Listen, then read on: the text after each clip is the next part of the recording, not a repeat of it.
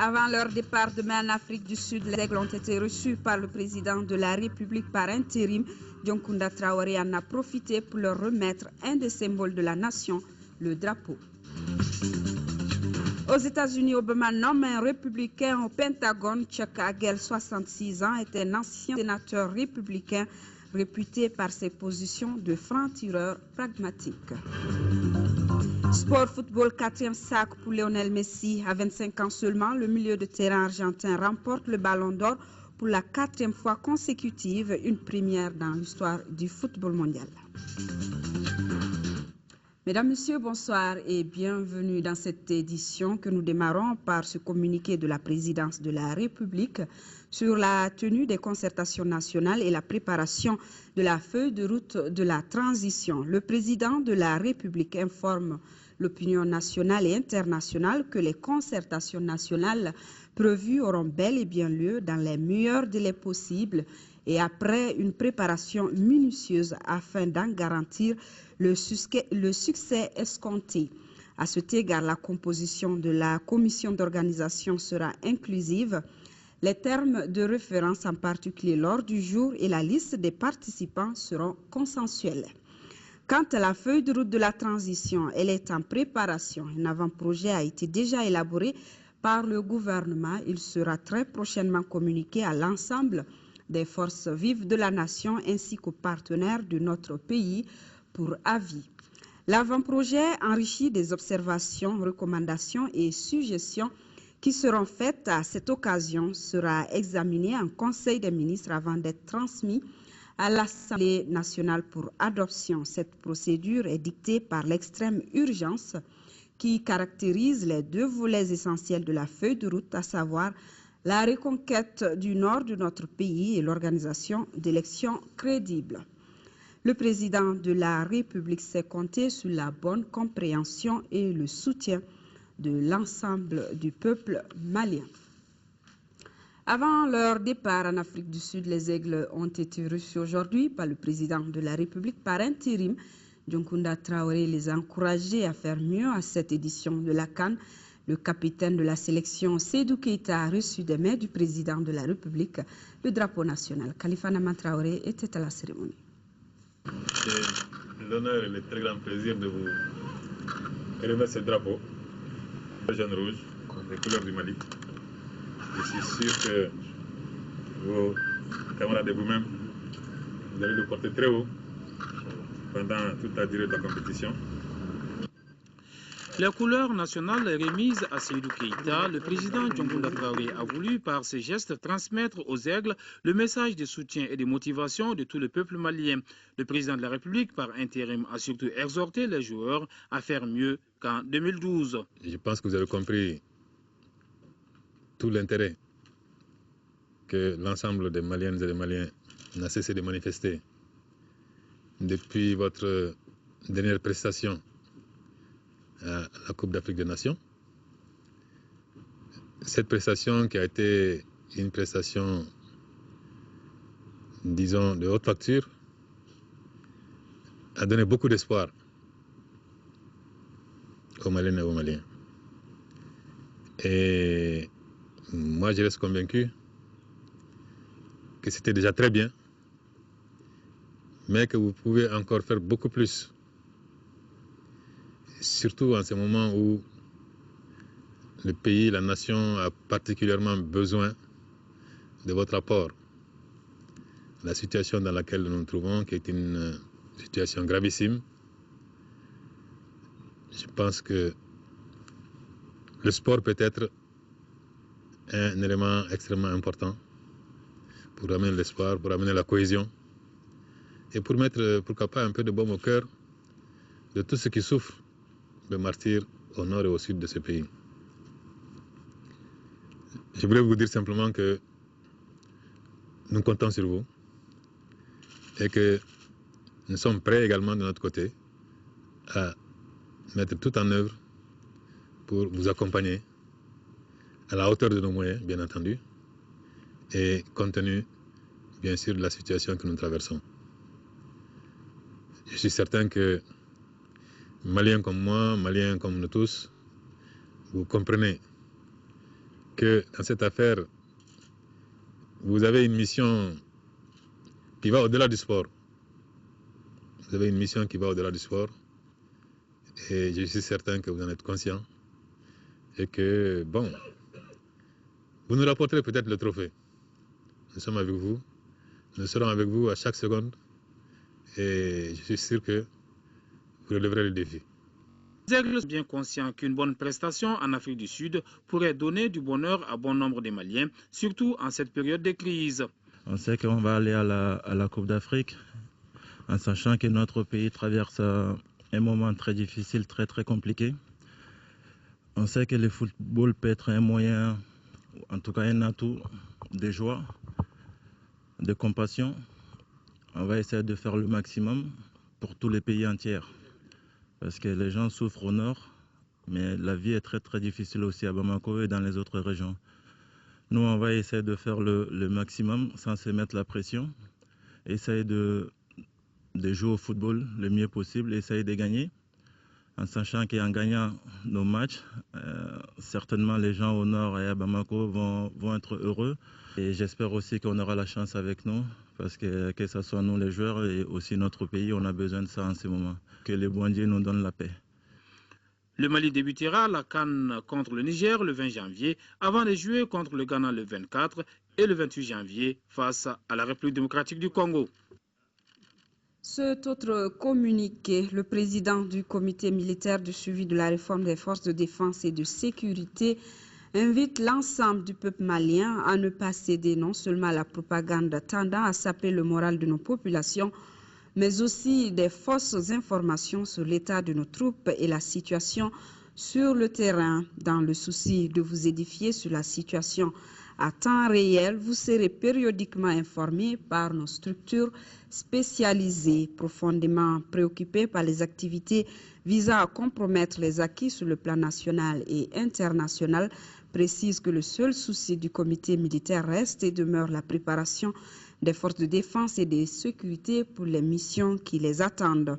Prie l'ensemble du peuple à mettre de côté les divergences d'autres ordres, de se réunir autour de nos forces de défense et de sécurité, les soutenir à plus que jamais face à l'urgence qui n'est autre que la libération des zones sous occupation, signé le président du comité militaire de suivi de la réforme des forces de défense et de sécurité, le capitaine Amadou Aya Sanogo. Cet autre communiqué de presse du ministère de la Défense et des anciens combattants, le ministre de la Défense et des anciens combattants informe l'opinion nationale et internationale que dans l'après-midi du lundi 7 janvier 2013, des terroristes et islamistes armés d'Al-Qaïda au Maghreb islamique, dans Sardine et du Moujao ont tenté un mouvement de force sur les positions avancées des forces armées et de sécurité maliennes aux alentours de la localité de Kona, dans le cercle de Douanza.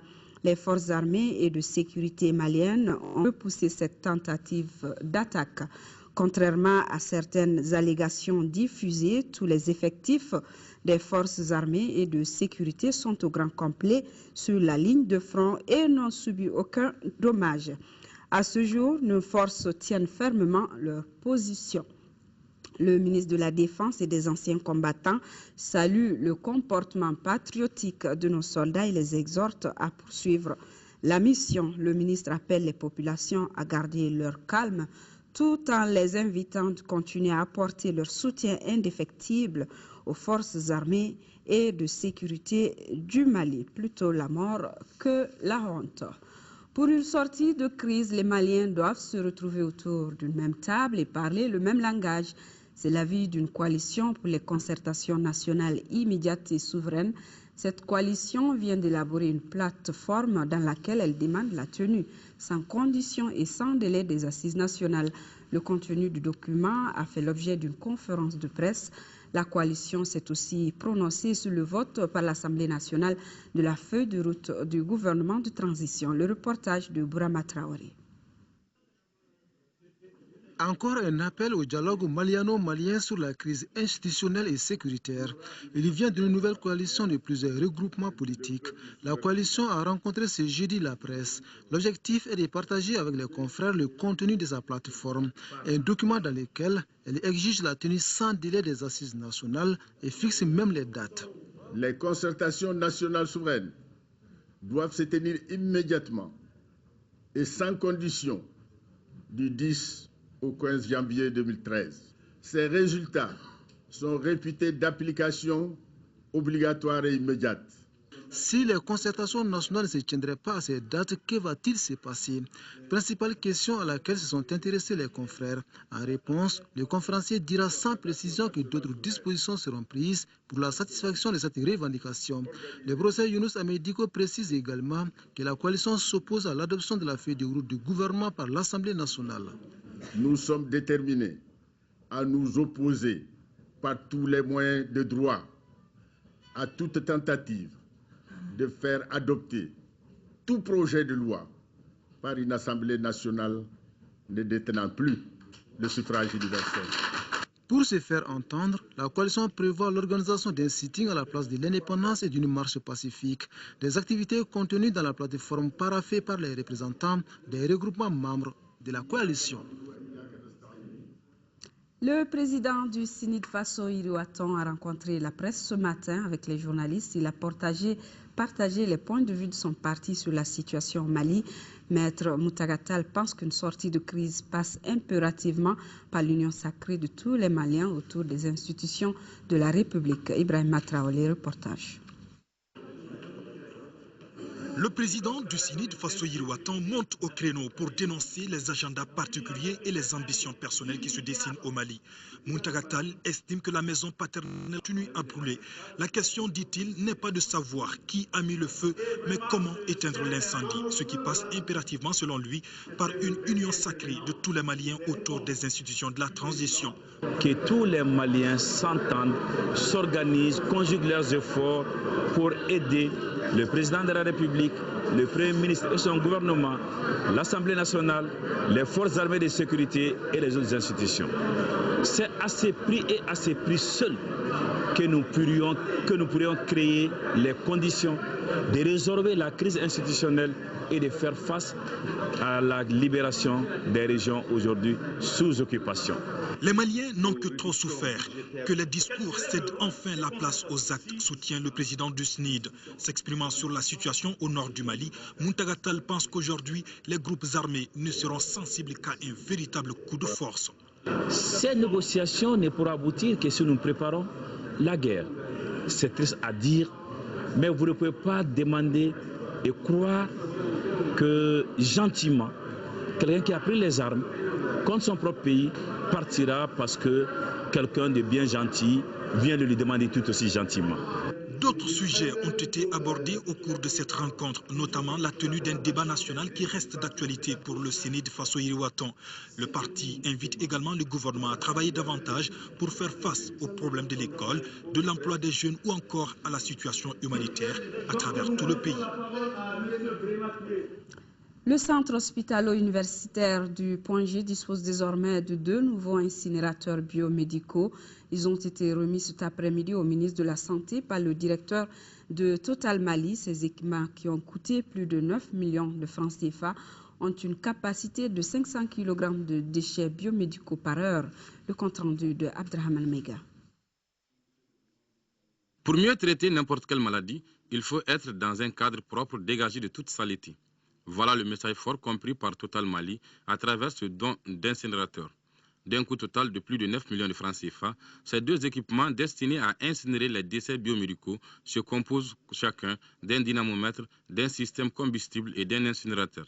Ils permettront au centre hospitalo-universitaire du Point G de traiter environ 500 kg de déchets biomédicaux par heure. Nous avons 3 priorités, donc santé, éducation et développement social.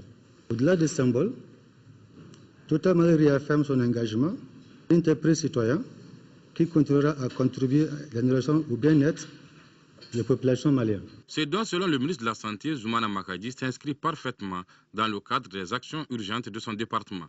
Par cette politique, le ministère de la Santé ambitionne d'améliorer l'hygiène dans tous les hôpitaux et les centres de formation sanitaire. C'est l'occasion de vous remercier très sincèrement pour ce don qui, de mon point de vue, est plus important en impact et en effet induit sur la santé par son montant. C'est pourquoi je voudrais, Monsieur le Directeur, souhaiter votre accompagnement pour la suite de notre politique d'amélioration de l'hygiène dans les hôpitaux et formations sanitaires sur toute l'étendue du territoire. Au cours de son intervention, le directeur de Total Mali a promis au ministre de Makadji que dans les prochains jours, son entreprise remettra au département de la santé 4 autres incinérateurs destinés au traitement des déchets biomédicaux spéciaux. Cet ensemble d'actions traduit, si besoin n'était, la ferme volonté de cette entreprise à renforcer le partenariat public-privé. La 7e session du conseil d'administration de l'Agence nationale de télésanté et d'informatique médicale a examiné et adopté les rapports d'activité et financiers de l'année passée et validé le compte-rendu de la session précédente. Cette session se veut optimiste au regard de la progression du budget annuel de 2013 à Husseini Touré. Des avancées significatives et des innovations de taille, c'est ainsi que l'on peut résumer le 7e exercice du conseil d'administration de l'Agence nationale de télésanté et d'informatique médicale. Un exercice qui, malgré le contexte difficile de l'année 2012, donne des motifs d'espoir. Grâce à ses actions novatrices et à son approche dynamique, les partenaires de l'agence l'ont soutenu dans la mise en œuvre de nombreux projets, et je peux citer l'extension de la flotte mobile de 500 à 600 lignes, le développement et la mise en œuvre d'une nouvelle application pour l'analyse automatique des données envoyées depuis la flotte, la mise en place d'une nouvelle plateforme pour la messagerie professionnelle, d'un annuaire des numéros de la flotte couplé à la technologie de la géolocalisation de Google. L'année 2012 a été notamment marquée par le lancement de Kenya Wari. L'agence a atteint 80% de ses objectifs et projette de nouvelles actions pour 2013 avec un budget annuel en nette augmentation. Le ministre de la Culture a rencontré cet après-midi les responsables de la Fédération des artistes du Mali et l'Union des associations des artistes, producteurs et éditeurs du Mali. Ils ont échangé sur les préoccupations des deux bureaux. Le compte-rendu de Agibou Koulibaly. Le monde des arts et de la culture dans notre pays est aujourd'hui scindé en Fédération des artistes du Mali et en Union des associations des artistes, producteurs et éditeurs du Mali. Une situation qui n'est pas sans conséquence sur le devenir de la culture malienne.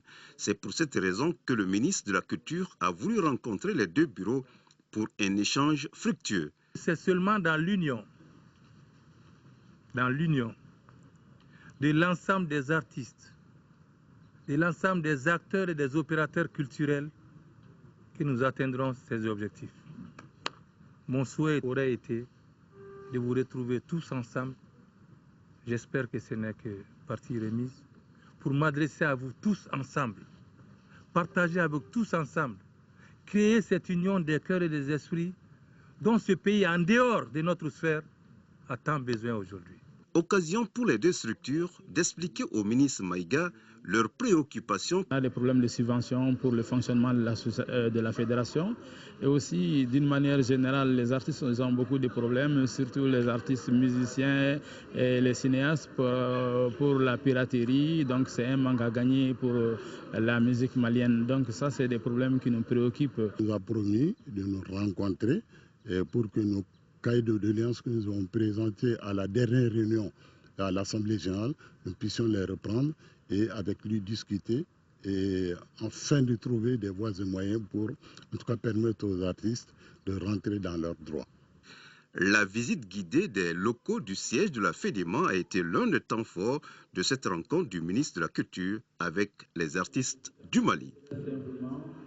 Les gestes de solidarité se multiplient en faveur de l'armée malienne. Le Haut Conseil islamique de Kati a remis cet après-midi une somme de 500 000 francs CFA au ministère de la Défense et des anciens combattants. Le geste est une contribution de l'ensemble des mosquées de la ville de Kati. Un geste plein de signification car il encourage les forces de défense et de sécurité pour la reconquête des régions occupées. Le général de brigade Mamadou Idrissa Coulibaly a, au nom du ministre de la Défense et du gouvernement, remercié les donateurs. Actualité hors de chez nous, en visite à Abidjan, la directrice générale du Fonds monétaire international FMI, Christine Lagarde, a plaidé hier pour un deuxième miracle économique ivoirien fondé notamment sur la bonne gouvernance après qu'une longue décennie de crise politique a éprouvé le pays. La patronne du FMI a salué la réforme de la filière cacao lancée en 2011 ainsi que la réduction des subventions de l'État dans le secteur très sensible de l'énergie. Séance extraordinaire du Parlement ivoirien pour une invitée de marque, Christine Lagarde. La présidente du Fonds monétaire international est restée 3 jours à Abidjan. Devant les députés, évoquant le miracle économique ivoirien des années 60-70, elle a dit sa confiance dans l'avenir du pays. L'heure d'un deuxième miracle ivoirien est venue. Vous avez subi les affres de la guerre civile et surmonté le conflit et la division pour avancer vers l'unité et la réconciliation, qui sont, vous le savez, des paramètres indispensables à l'accomplissement économique. Pour la patronne du FMI, la Côte d'Ivoire est sur la bonne voie, avec 8,5% de croissance en 2012. Le fruit d'une bonne politique a salué, celle du président Ouattara, que Christine Lagarde incite à favoriser la formation, l'investissement privé et une meilleure répartition des richesses. Message entendu, assure le numéro 1 ivoirien. Nous attachons beaucoup de prix à renforcer le côté social, améliorer le quotidien de nos compatriotes parce que le pays s'est appauvri considérablement au cours des dernières années, des 10 dernières années. Mais après les bons points, il y a aussi des progrès à accomplir. La Côte d'Ivoire peut compter sur l'aide du FMI, mais sous certaines conditions.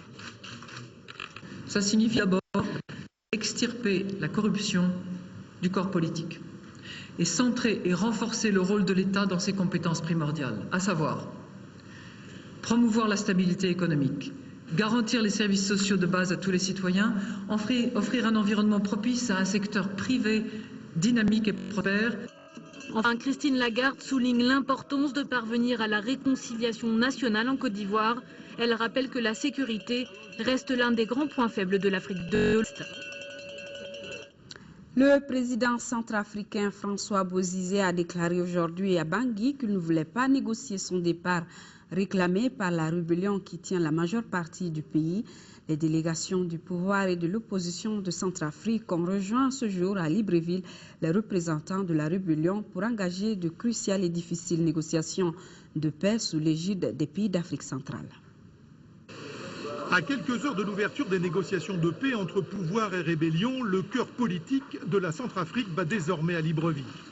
Dès lundi soir, la délégation de la rébellion Séléka, emmenée par Michel Djotodia, en tenue militaire, est arrivée dans la capitale gabonaise et s'est montrée peu loquace. Après un léger retard, les délégations du pouvoir et de l'opposition politique sont-elles arrivées ce mardi matin? À leur départ de Bangui, les deux camps affichaient bonne volonté et sérénité.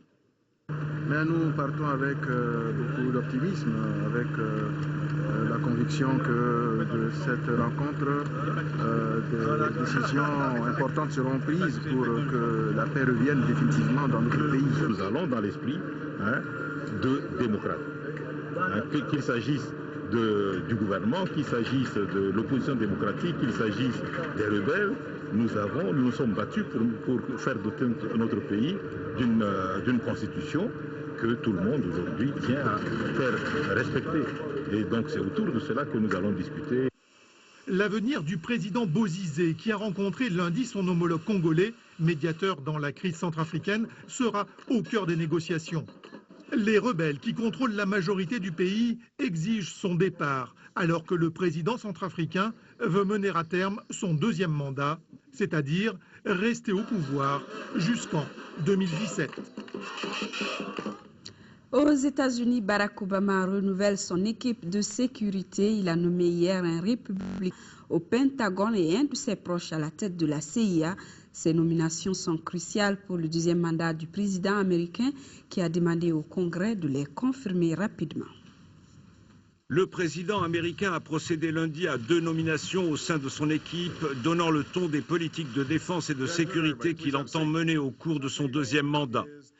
Sans surprise, Barack Obama a désigné John Brennan, son proche collaborateur sur l'antiterrorisme depuis 4 ans, à la tête de la CIA en remplacement de David Petraeus.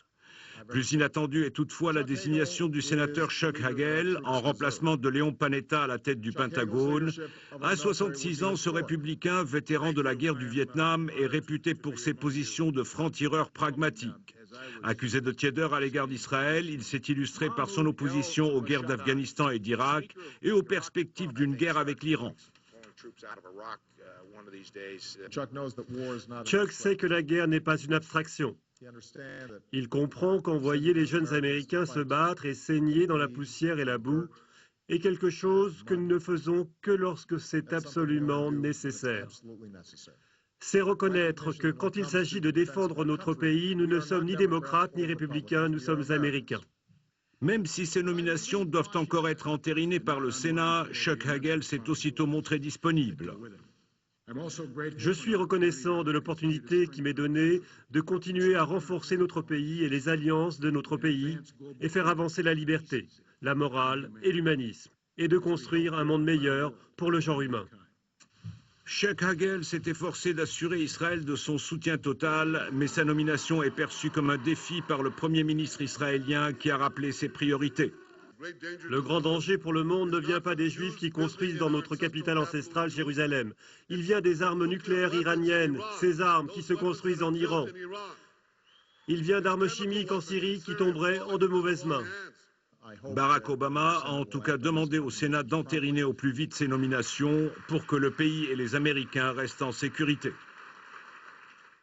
Retour à l'actualité nationale en première région, célébration le week-end passé des 100 ans de la paroisse Notre-Dame de la Merci de Kakoulou. Ce centenaire qui a regroupé les fidèles chrétiens venus de tout le Mali et d'Europe a été marqué par des prières, des bénédictions et des chants religieux, le tout sous les notes des chorales de Caille et de Kakoulou.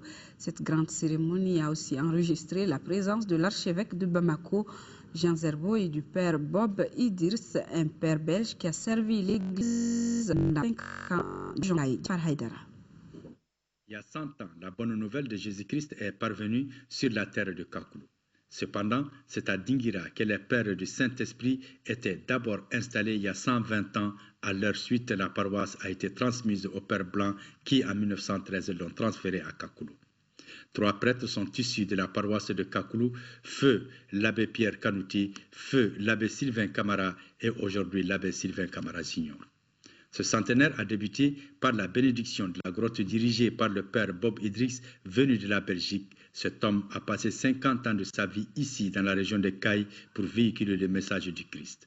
Ensuite, ce fut la grande messe du centenaire qui a regroupé les fidèles chrétiens venus de toutes les régions du pays. Cette messe était présidée par l'administrateur apostolique et officiée par l'archevêque de Bamako, Jean Zerbo. Nous sommes venus d'abord pour rendre grâce à Dieu, le travail accompli à travers leurs œuvres. Nous avons été à un lieu de pèlerinage, Dingirai. C'était vraiment hier, c'était une visite avec beaucoup d'émotion. Je lance un appel pour qu'on puisse revaloriser cette zone qui a été aussi le lieu où nous avons des tombes de missionnaires. Tout homme cherche Dieu et Dieu cherche les humains. Et les prophètes, justement, sont les envois de Dieu pour manifester cette recherche de l'homme. Tout le monde était là, recueilli. Alors là, on ne distingue même pas qui était chrétien, qui était animiste, qui était musulman. Si nous célébrons 100 ans, ça veut dire qu'il ne faut pas croiser les bras. Il faut repartir. Ce n'est pas un point d'arrivée, c'est un point de départ. Les invités d'honneur de ce centenaire étaient Bob Idriss de la Belgique et le maire de la commune 2 du district de Bamako, une commune jumelée à celle de Kakoulou. Si pour une fête chrétienne, nous sommes invités, ça ne fait que vraiment nous reconforter. Nous avons vraiment tenu à être là à partager avec eux cette fête qui réellement a été une réussite totale. Plusieurs activités ont marqué ce centenaire, parmi lesquelles les recueillements sur les tombes des premiers missionnaires blancs venus à Kakoulou. Ce centenaire a pris fin par une soirée culturelle. En deuxième région, le village de Sorontigila, situé à 45 km de Djeni, vient d'avoir sa toute première école. L'édifice dont les travaux ont coûté 20 millions de francs CFA est l'œuvre de l'ONG Humanity First. Autre bonne nouvelle pour les habitants de Sorontigila, c'est le démarrage des travaux d'une mosquée dont la première pierre a été posée. Le compte rendu depuis Koulikoro de Fousseni Tunkara. Bâtie sur 1 hectare, l'infrastructure scolaire comprend 3 classes équipées, une direction et 3 toilettes. Coût total des travaux, 20 652 754 francs CFA, entièrement financé par l'ONG Humanity First, qui a pour slogan « L'amour pour tous, la haine pour personne ». Humanity First est une ONG caritative à but non lucratif qui est établie maintenant dans 39 pays. Donc Humanity First entreprend plusieurs projets, le développement humanitaire. Et nous avons ici le projet de l'éducation pour tous. Et Humanity First a également des projets pour le développement communautaire, comme l'eau pour la vie, où nous réhabilitons et créons des forages. Humanity First a été créé dans les années 1990. En coupant le ruban symbolique, l'ONG Humanity First met fin à un véritable parcours du combattant pour les enfants de Sorontigila. Ces derniers faisaient plus de 15 km à pied pour regagner l'école dans une localité voisine. Pour les autorités communales et les parents d'élèves qui se réjouissent de la réalisation, cette école permettra d'augmenter le taux de scolarisation des enfants de leur localité. Les actions que cette ONG mène répondent aux préoccupations de nous les élus. Nous nous engageons à désirer convenablement cette école pour l'avenir de nos enfants. Le village de Sorontigila bénéficiera également bientôt d'une mosquée dont la première pierre a été posée. Autre réalisation à l'actif de l'ONG Humanity First, la radio communautaire à Djeni, les installations solaires et les châteaux d'eau de 10 000 litres à Farako avaient été auparavant visités. Actualité culturelle sortie en salle du film aujourd'hui du franco-sénégalais Alain Gomis. C'est un film qui relate la dernière journée d'un jeune Sénégalais qui sait que la mort l'attend à la fin du jour. Il offre également quelques témoignages authentiques qui décrivent l'exaspération d'une population à bout, épuisée par des conditions de vie difficiles. L'identité, l'étrangeté de la condition humaine, telles sont les questions récurrentes dans l'œuvre de Alain Gomis. Le réalisateur franco-sénégalais poursuit son interrogation avec aujourd'hui un long métrage qui sort mercredi dans 20 salles en France, dont 4 à Paris. Ça c'est quelqu'un.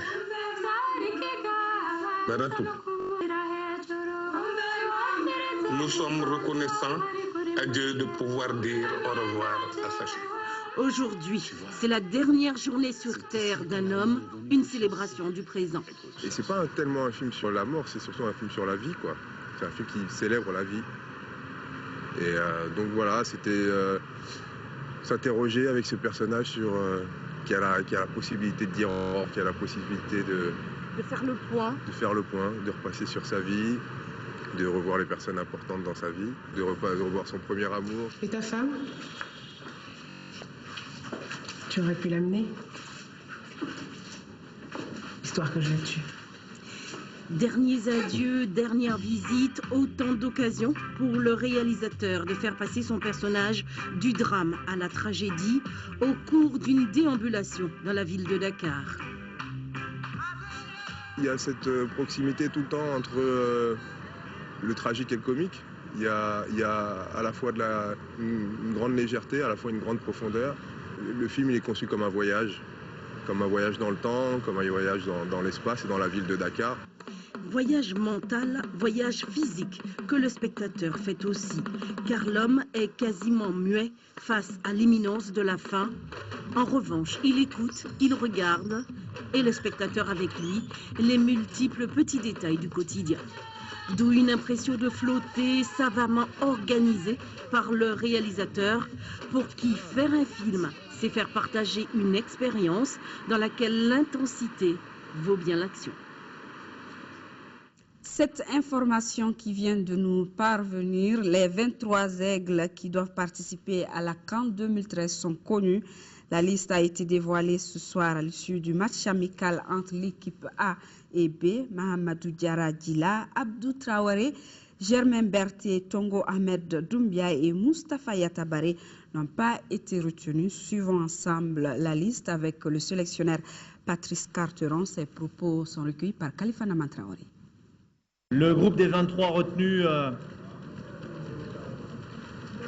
les Aigles du Mali pour cette CAN en Afrique du Sud. Les 3 gardiens de but sont Mamadou Samassa, Soumaïla Diakité, Ali Erango. On a ensuite 8 défenseurs. La famille Koulibaly, Police Adama, Idrissa Koulibaly, Salif Koulibaly et Ousmane Koulibaly. On a ensuite Mola Wagé, Mamadou Ndiaye, Fousseni Diawara et Adama Tamboura. 7 milieux de terrain, Kalilou Traoré, Mahaman Traoré, Samba So, Samba Diakité, Sédou Keïta, Sambou Yatabare, Momo Sissoko. Et enfin 5 attaquants ou joueurs offensifs à votre convenance. Cheikh Tidiane Diabaté, Modibo Maïga, Sigamari Diarra, Fantamadi Diarra, Mahamadou Samassa.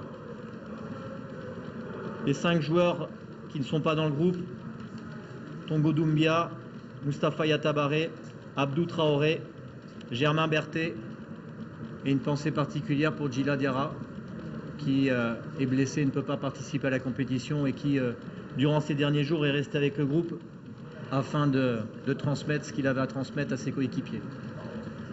Contrairement à ce qu'a pu être dit dans les 48 dernières heures, le forfait de Mamadou Samassa est une invention journalistique, de même que le fait que Kalilou Traoré ne soit pas dans la liste, qu'on l'appelle pour lui dire qu'il n'était pas dans la liste, c'était pas très sympathique, mais bon, c'est pas grave.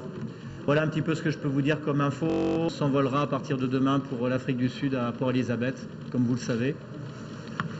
Si jamais il devait y avoir malheureusement un forfait dans les jours à venir, on s'est organisé aussi en fonction, que ce soit aux différents postes en amont. Bon, je ne peux pas communiquer les joueurs qui viendraient éventuellement, parce que ce serait mauvais signe, mais pour l'instant, tout le monde va bien.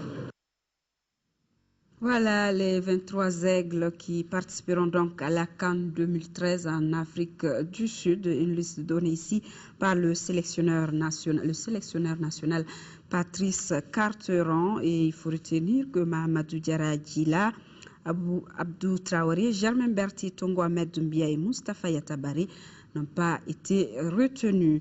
Les Aigles ont donc battu la sélection locale en match amical cet après-midi par 3-0. Sigamari Diarra, Cheikh Tidiane Diabaté et Cheikh Fantamadi Diarra sont les buteurs. Sport football, mais hors de chez nous, Lionel Messi qui a reçu le Ballon d'Or 2012. À 25 ans seulement, le milieu de terrain argentin remporte le trophée pour la 4e fois, un record. Il devance désormais toutes les autres légendes du sport, à commencer par Platini, Cruyff et Marco van Basten. Il n'est pas prêt d'arrêter de signer des autographes. À 25 ans, Lionel Messi devient le premier joueur de l'histoire à remporter pour la 4e fois consécutive le Ballon d'Or. L'Argentin a remporté 42% des suffrages des capitaines des équipes nationales, des sélectionneurs et des journalistes internationaux, loin devant le Portugais Cristiano Ronaldo, 2e, et l'Espagnol Andrés Iniesta, 3e, son coéquipier du Barça. Lionel Messi a reçu lundi son trophée à Zurich. Je suis évidemment très heureux. C'est un grand honneur de gagner cette récompense une nouvelle fois. Une cérémonie ternie par les manifestations racistes récurrentes lors des matchs de football. Andrés Iniesta et Cristiano Ronaldo sont revenus sur le dernier incident en date il y a moins d'une semaine lors d'un match amical du Milan AC. C'est incroyable. Selon moi, ça ne peut pas exister. C'est juste un match de football. Et les gens devraient s'amuser dans les stades et pas assister à ce genre de choses. Parce que ce n'est pas bon pour nos fils, pour les gens, pour les supporters. Ce qui est triste, c'est que ces choses-là arrivent. Elles continuent d'arriver encore et encore. Ce qui serait bien, c'est que cette minorité de gens soit sanctionnée ou que leur attitude soit recadrée d'une façon ou d'une autre.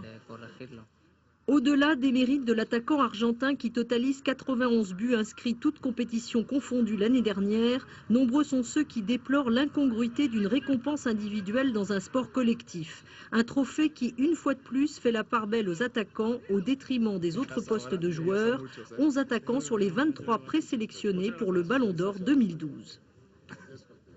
Championnat national de Ligue 1, 8e journée, la Somme a réalisé sa deuxième victoire contre l'USFAS, 1-0 en première heure. La Jeanne d'Arc et le COB ont fait match nul 0-0. Les deux rencontres ont eu lieu au stade du 26 mars. Diarra Konaté. Difficile adaptation de l'USFAS à la Ligue 1. Après leur retour de la Coupe d'Afrique militaire, les USFASiens ont fait 3 matchs sans victoire. La Somme, pour le compte de cette 8e journée, réalise sa deuxième victoire contre les militaires battus 1-0. Les 90 minutes ont été marquées par des séquences de jeu bien élaborées. Mais la concrétisation des actions offensives était difficile pour les attaquants. Ibrahim Traoré, après avoir essuyé devant le portier isfacien à la 31e minute, revient à la charge pour marquer l'unique but de la rencontre à la 32e. L'USFAS va réagir sans succès avec des situations de but sans commentaire. Il faudra essayer quand même de nous remettre en cause pour travailler avant le match prochain. Il faut reconnaître que devant aussi, les attaquants ne sont pas du tout lucides, sinon tactiquement l'équipe a très bien joué, mais arrivé devant, on a des problèmes. Donc à ce niveau aussi, il faut qu'on travaille beaucoup, sinon c'est un problème. On a mis une stratégie en place, ils ont un style de jeu qu'on a bien étudié. On sait que c'est une équipe qui joue sur de longues balles, ils aiment les duels, donc j'ai dit à mes jeunes, on va essayer de jouer, quand on a le ballon, on récupère le ballon, on va essayer de jouer un peu plus vite, les prendre un peu à défaut, parce que c'est une équipe qui n'est pas technique. La seconde opposition met aux prises la Jeanne d'Arc de Bamako et le club olympique.